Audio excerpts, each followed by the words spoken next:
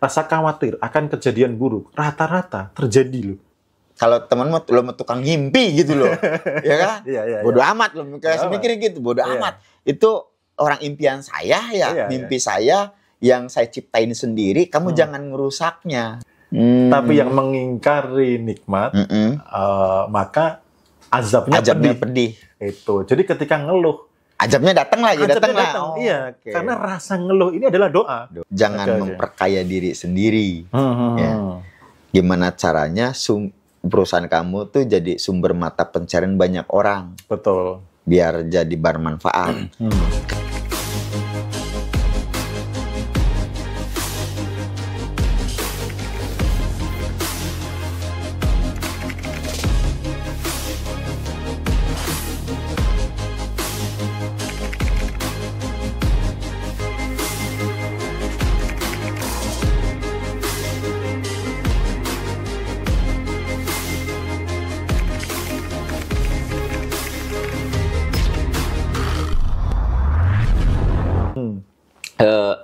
Kan kita nih sepemahaman saya saat orang ibadah baru dia berdoa, ya kan, baru dia berdoa meminta lah.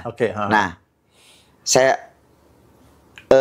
kita juga terkadang saya nih nggak hanya saat ibadah aja berdoa apa memintanya gitu, memintanya. Terkadang saya enggak cuma ngucap, cuman baru dipikirin aja gitu, dipikirin kayaknya harus, ya Allah saya minta ini deh, gini. Tiba-tiba besok datang teman, nih bro, gitu. Baru kemarin kan. Nah, apakah pikiran ucapan sama rasa itu ya, rasa itu tuh sama dengan doa? Oke. Maksud saya itu. Nah, menarik nih karena di kesadaran tertentu ya menganggap doa itu identik dengan ritual. Iya. Tapi kalau kita ngomong hukum semesta, ya, energi itu selalu bergerak. Bergeraknya dia tuh namanya vibrasi. Nah, vibrasi ini seberapa kuat ukurannya kan frekuensi. Nah, ketika kita merasa itu sebenarnya doa. Gitu loh. Contoh nih, pernah ngalamin, mungkin ada orang yang ngalamin gini. Waktu nggak bawa SIM, ya kan? Terus kemudian nggak tahu kalau dia nggak bawa SIM gitu kan? Nggak tahu. Ya nggak ada ini, nggak ada apa namanya, nggak ada bahasa Jogjanya cegatan gitu, rahasia gitu loh. Tapi suatu ketika, waduh, aku nggak bawa SIM, nanti kalau ada rahasia gimana? Malah ketemu gitu. Nah itu karena apa? Rasa, termasuk rasa nih, rasa khawatir akan kejadian buruk, rata-rata terjadi loh. Dan kadang orang tuh, apa kata feelingku? Padahal bukan feelingnya yang bagus. Dia yang mencipta itu sendiri dari rasa. Gitu loh. Jadi doa bukan soal ritual. Ada banyak doa yang juga tidak disadari. Contoh, yang negatif ya. Para pengeluh ini. Kalau kumpul, kan mereka nggak mau kalah. Bener nggak? Mereka beradu ajang kompetisi ya. Iya, ajang kompetisi. Lu cicilan cuma 1 juta, aku lo 15 juta. Aku lo begini. Begitu ada yang kalah tuh, ada doa yang tidak disadari, ada rasa yang, ya Allah Tuhan, berikan aku peristiwa yang ekstrim lagi, yang apes lagi, supaya ketika aku kumpul sama teman-teman dongeng ini, akulah yang paling menderita. Tanpa disadari ya? Tanpa disadari, itu doa. Nah, sebaliknya yang positif gitu loh. Sebaliknya yang positif, kayak batin gitu. Hal kecil misalkan gitu. Contoh saya mau pulang gitu, pas di lampu merah, rada macet, ngelihat ada manisan gitu, seger banget ya, sampai ngiler gitu. Iya, sampai ngerasain kan, udah ngerasain. Kayaknya enak tuh gitu. Sampai rumah coba, istri udah beli duluan, tanpa ada WA-an gitu. Iya, itu kadang. Jadi ada hal-hal yang ketika dipancarkan penuh rasa, maka itu dikonfirmasi oleh semesta, ini doa. Gitu loh. Maka orang yang penuh dengan rasa syukur, jangan kaget kalau rezekinya ditambahkan. Tapi yang mengingkari nikmat, maka azabnya pedih. Itu. Jadi ketika ngeluh, azabnya datang lagi, datang. Iya, karena rasa ngeluh ini adalah doa. Jadi doa itu nggak peduli positif atau negatif. Begitu rasa itu terkonfirmasi, mancar, ya sudah jadi realita. Jadi doa itu ya, rasa itu sebenarnya real doanya. Real doanya. Maka ada pertanyaan gini, ini menjawab pertanyaan yang saya sudah berdoa siang malam. Nah, ya, saya sudah rajin ibadah. Iya. Gitu kan? Sudah 5 waktu bahkan lebih gitu ya. Kenapa nggak terwujud? Cek rasanya. Oke. Cek rasanya gitu kan. Kadang orang berdoa tapi dengan rasa memelas gitu. Memelas. Ya Allah Tuhan, gimana utangku makin nambah, suamiku nggak tahu diri. Oke. Realitanya gitu terus gitu loh. Gitu terus. Termasuk rasa ketika ngeluh. Ya kan, ada orgasme batin tuh ketika ngeluh tuh. Nah, itu ketika ini dikeluhin ya udah jadi realita lagi.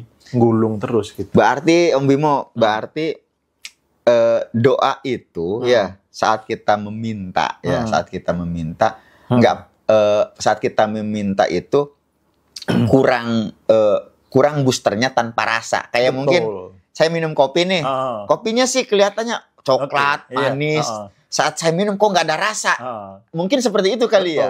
Iya, jadi ibaratnya gitu. Doa kadang orang fokusnya makanya kadang pertanyaan gini, Mas, doanya seperti apa gitu, atau berapa kali, di jam berapa gitu. Ketika ditiruin belum tentu hasilnya sama. Tapi kalau niru rasanya. Iya, rasa. Termasuk kayak tadi tuh waktu pengen beli gudang. Iya. Ini punya aku deh. Itu doa yang luar biasa, bro, gitu loh. Ini kan ada rasa nih. Ini punya aku gitu kan. Iya, gitu. Nah, itu sebuah doa, the real doa. Maka kalau di Muslim itu ada istilahnya hakul yakin tuh yang begitu. Oke. Gitu loh. Kalau di Nasrani ada yang berdoalah kamu seolah-olah sudah menerima, maka kamu akan mendapatkannya. Jadi disuruh apa? Seolah-olah kamu udah nerima gitu loh. Nah ini soal apa? Rasa, gitu loh. Soal pikiran nggak nyampe. Wong itu punya orang kan, pikirannya nggak bisa. Tapi yang diminta adalah rasa, gitu. Jadi rasa adalah the real dari sebuah doa itu. Kalau saya pernah baca kalimat hadis di Al-Quran tuh kayak mungkin bisa nyambungin nggak sih ke apa? Tuhan Allah itu tergantung prasangka hambanya. Iya, prasangka itu apa? Rasa ya? Oke, prasangka hambanya baik, dikasih baik. Betul. Prasangka hambanya buruk, dikasih buruk. Betul. Artinya, kalau perasaannya buruk, ya dikasih. Kalau perasaannya baik, ya dikasih. Sesuai dengan ayat Al-Quran itu berarti. Iya, betul. Oke. Rasa gitu. Rasa ya. Jadi keilmuan tentang energi itu ya terkonfirmasi dari berbagai macam kitab gitu. Makanya di Ripen itu juga, di buku Ripen aku juga bilang ini loh referensi dari kitab gitu loh. Ini loh dari referensi dari keilmuan fisikanya. Keilmuan dari semestanya gimana gitu. Jadi supaya apa? Kita nggak ragu untuk praktek gitu loh. Ini udah bener, tinggal berjalan praktek aja gitu. Yang mau belajar boleh nanti ke ini ya, yang di sini nih ada 16 BB ini 88 gitu. Nanti juga kalau mau belajar kebangkitan spiritual, lalu keilmuan, gini bro, aku sekitar 4 hari atau belum ada seminggu lah, itu ngerasa badan itu fit, gitu ya, fit, fresh, seger, karena tadi sumbatan energi itu aku tak beresin, dan itu menyelesaikan beberapa problem di tempat-tempat lain yang aku belum ngapa-ngapain gitu loh. Loh, ini terselesaikan, itu karena apa? Energi itu bisa bergerak di tataran yang tidak kelihatan, gitu ya. Contoh misalkan ini sharing kemarin makan kambing, tidak apa-apa ya bro ya? Iya, nggak apa-apa. Jadi kemarin kita makan kambing bareng kan ya. Di kondisi kita belum tua-tua amat lah ya. Ada bro dari diri ya kan, ada kamu, ada aku. Semuanya pesen berapa kemarin? 4 porsi. 4 porsi. Ada sate kelata, ada tengkleng, ada tongseng, ada kronyos ya kan, sama nasi kan 5 tuh. Kan teman-teman udah habis kan, aku habis karena memang pagi belum makan gitu kan, belum makan sama sekali. Tapi pulangnya yang terjadi apa? Pegangin kepala ini. Ini ada orang bukan mabuk alkohol nih, mabuk kambing. Nah nanti kalau di kelenjar itu diberesin bro, itu ada juga kelenjar yang bikin orang tuh awet muda. Oh, ada ya di situ. Jadi yang ngurusin sistem imun dan regenerasi sel. Jadi dia bisa punya secara kesehatan oke, awet muda. Nah tinggal nanti termasuk nih yang pengen mata ketiganya tajam, ada kelenjarnya. Yang pengen connect intuisinya tajam, connect ke semestanya tajam, ada kelenjarnya. Yang pengen beres di tataran finansial kerejekian, itu juga ada kelenjarnya. Ketika tuh diberesin itu, Woi, kehidupan luar biasa. Saya ikut deh nanti kelasnya Mas Bimo lah. Biar mempertajam lagi gitu Mas Bimo. Iya, dia makin sakti aja. Makin sakti lagi. Soalnya nggak tahu ya, saya cenderungnya karena emang cenderungnya tuh di nggak terlalu, ya saya otak kiri juga main, cuman saya kekuatannya tuh di otak kanan. Iya, kanan. Di kanan kali ya. Saya tuh jadi kayak kalau teman lo tukang ngimpi gitu loh, ya kan? Bodoh amat lo, kayak saya mikir gitu, bodoh amat. Itu orang impian saya ya, mimpi saya yang saya ciptain sendiri, kamu jangan ngerusaknya. Iya, benar. Gitu kan ya Mas Bimo ya? Iya, betul. Makanya hati-hati dengan circle dan sebagainya, karena apa? Kita harus jaga yang namanya impian. Kalau nanti dicuri orang gitu kan, kadang ada orang gini, aku nih punya prinsip gini, aku nggak akan mendengarkan nasihat orang yang tidak ahli di bidangnya. Jadi kalau ada misalkan punya impian waktu itu pengen bisnis online, beberapa teman bilang gini, waktu awal-awal ya, bukan sekarang ya, hati-hati online itu rawan tipuan, ya kan, barangnya nggak bisa dipegang dan lain sebagainya gitu. Tapi yang menasihati siapa, Bu? Pengangguran. Tak dengerin nggak? Enggak. Nah kadang orang tuh, apa kata orang tuh, katanya dia begini tuh langsung masuk bawah sadar gitu loh. Maka kita harus menjaga betul, ketika punya impian, hati-hati menceritakan kepada orang yang berpotensi melemahkan. Gitu. Jadi kalau aku lagi energy drop, biasanya aku akan bawa juga salah satu pengen cepet ya. Sebelum kenal si kelenjar-kelenjar ini, itu aku bawa impian ke orang yang mensupport. Aku ceritain. Itu, kamu mah bisa, udah waktunya kamu dapat ini, aku yakin lah kamu bisa banget. Gitu. Itu ngangkat gitu loh. Kayak itu. Nah kalau sekarang di energi ini enak gitu. Rada drop atau apa, tinggal tuh ngalirin energi dari kelenjar yang paling bawah ke atas, nanti balik lagi, medan elektromagnetik ini udah langsung menguat, gitu. Nah, orang awam sebenarnya bisa ngebaca, pernah nggak ngelihat orang kayaknya nih kok orang capek banget, kayaknya orang kok lesu, tapi kayaknya orang ini kok kayak power gitu, walaupun santai tapi kok punya energi. Nah, itu tubuh itu ada yang namanya seperti kayak bumi, kutub utara, kutub selatan. Jadi tubuh itu adalah magnet. Pernah nggak mainan magnet yang gini? Ada magnet, ditaruh kertas, di atasnya ditaburin kayak serbuk bersih gitu. Atau mungkin ngelihat lah ya, kalau misalkan belum pernah gitu. Ngelihat gitu. Maka dia akan membentuk kayak sebaran-sebaran butiran melingkar gitu. Itu di tubuh ini, kalau magnet atas bawah ini kuat, dia akan membentuk medan elektromagnetik yang kuat. Sehingga auranya oke, energinya oke. Nah, kalau dia tersumbat di bawah toh, yang namanya syarat magnet itu ada apa? Kutub utara, ada kutub selatan. Kalau satu toh, dia hanya jadi batangan besi. Nih gitu. Mas Bimo, saya ada pertanyaan gini. Umpama saya kumpul nih.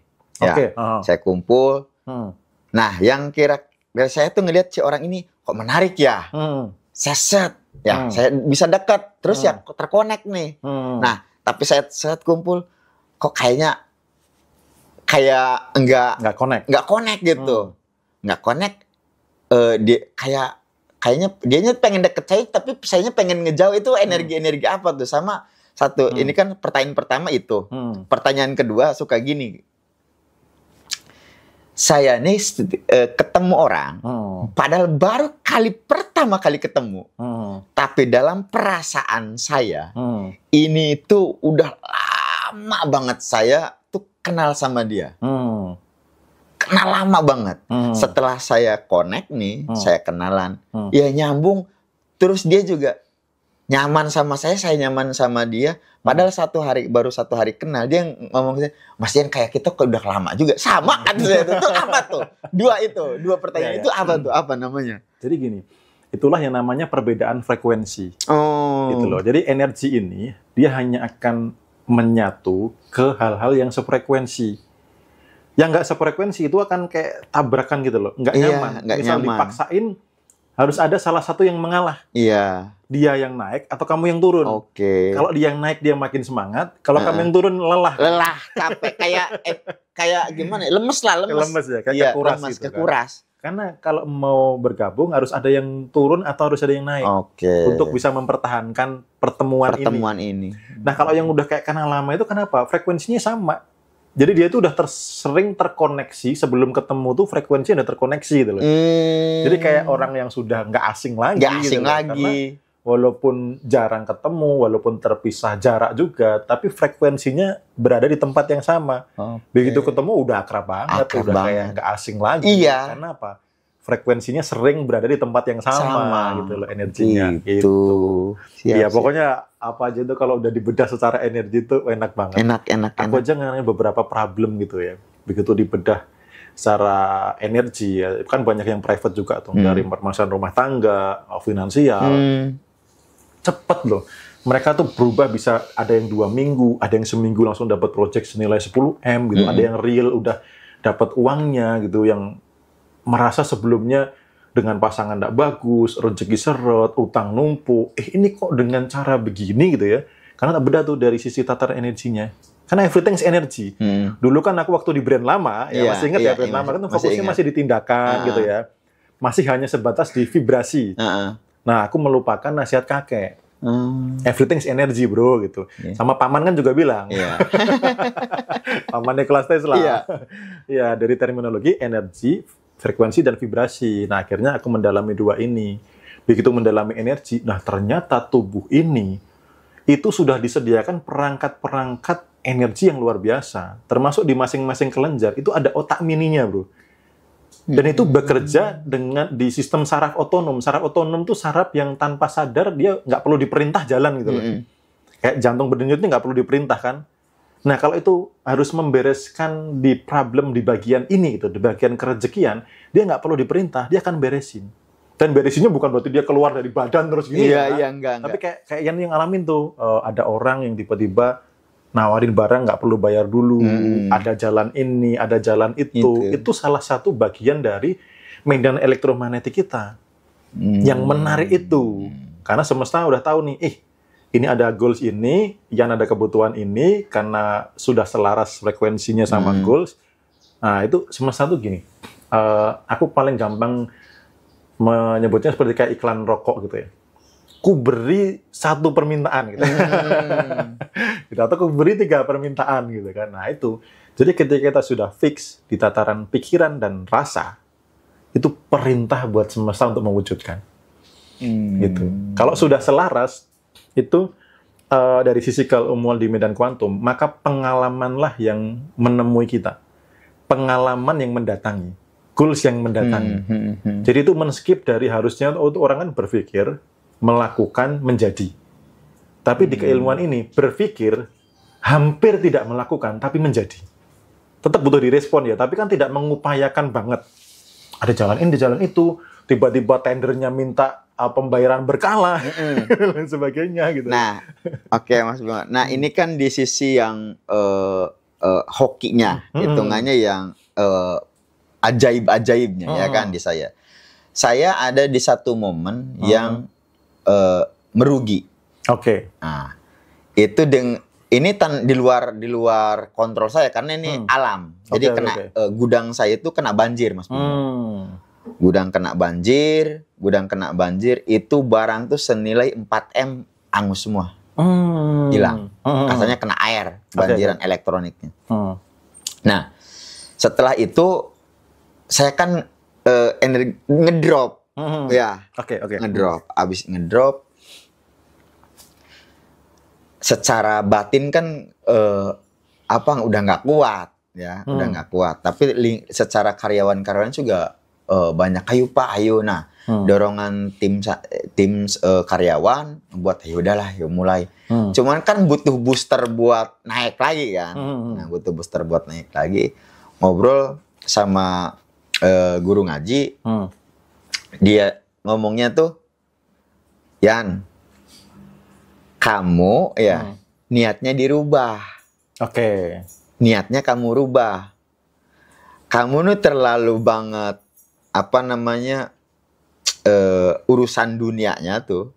Urusan dunianya sekarang tuh kamu tuh terlalu banget di hati.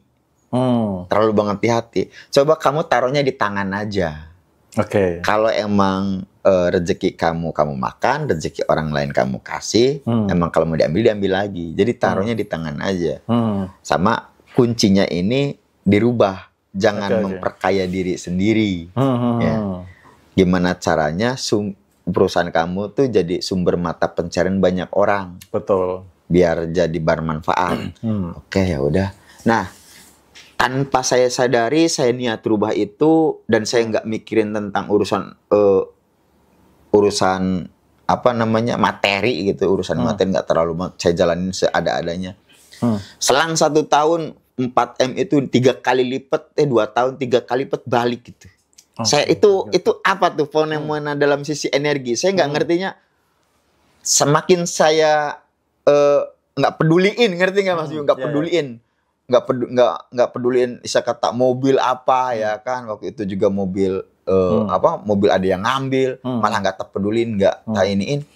Malah itu semakin datang kayak dikejar-kejar gitu, ngerti nggak sih? Iya, betul. Itu apa tuh di sisi energinya? Ya, jadi gini, aku mau bahas masuk dulu dari kenapa ada banjir yang membuat merugi dulu. Ini aku pengen nanya nih, karena kan segala sesuatu tercipta pasti ada energi tertentu. Energi tertentu. Nah, mungkin perlu dievaluasi. Sebelum itu ada nggak yang mungkin kecemasan mengganggu, atau ada nggak mungkin rasa bersalah yang menghantui, atau energi-energi di level bawah yang pada saat itu mulai ada membuat kegelisahan atau ngerasa kok kayak aku bukan yang kemarin yang selalu fight, yang selalu oke gitu lah. Nah, biasanya ada pemicu energi di frekuensi kekurangan yang membuat akhirnya itu kejadian.